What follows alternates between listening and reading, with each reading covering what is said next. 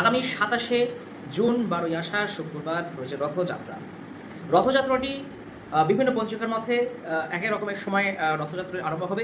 তো মেইনলি হচ্ছে দিবা ১টা ২০-র মধ্যে রথযাত্রাটি আরম্ভ হয়ে যাবে। রথযাত্রার একটি বিশেষ তাৎপর্যপূর্ণ এবং ওই দিনটি অত্যন্ত শুভ দিন। ওই অত্যন্ত শুভ দিন আপনারা বিভিন্ন রকমের প্রতিষ্ঠা, বিশেষ করে আপনারা যদি কোনো রকমের আপনার গৃহপ্রবেশ যদি করতে চান, গৃহপ্রবেশের জন্য খুব ভালো দিন, ৭ ভাগ জন্য খুব ভালো দিন, বিভিন্ন রকমের গ্রহ পূজা করার জন্য অত্যন্ত শুভ দিন এবং শান্তিস্থান পূর্ণাহ দেবতা গঠন ইত্যাদি করার জন্য খুব ভালো দিন এবং সেদিনকে আপনারা ক্রয় বিক্রয় করতে পারেন, জমি জমা বিভিন্ন রকম ক্রয় বিক্রয় করতে পারেন। বাহন যারা চার চাকরি দিয়েছে খুব অত্যন্ত শুভ দিন, সেদিন শুক্রবার, সেদিন শুক্রবার বাহন ক্রয়ের দিনে অত্যন্ত শুভ দিন, অত্যন্ত শুভ দিন। এবং সেদিনকে যারা ব্যবসার স্থান, যারা ব্যবসার মধ্যে যুক্ত রয়েছেন, বিশেষ করে যারা দ্রব্যের সাথে যারা যুক্ত রয়েছেন, গার্মেন্টসের সাথে যারা যুক্ত রয়েছেন, তাদের জন্য এই দিনটি কিন্তু অত্যন্ত শুভ দিন। ব্যবসার ক্ষেত্রে এই দিনটি খুব ভালো দিন হতে পারে।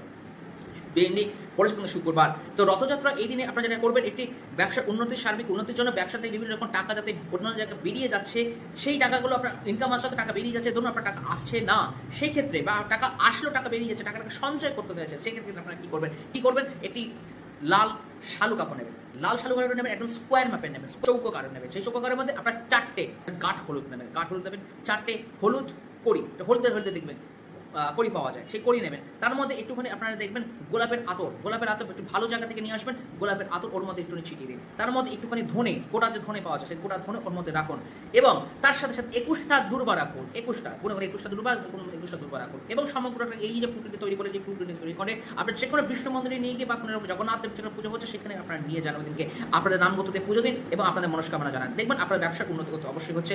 ভালো থাকবেন, সুস্থ থাকবেন, নমস্কার।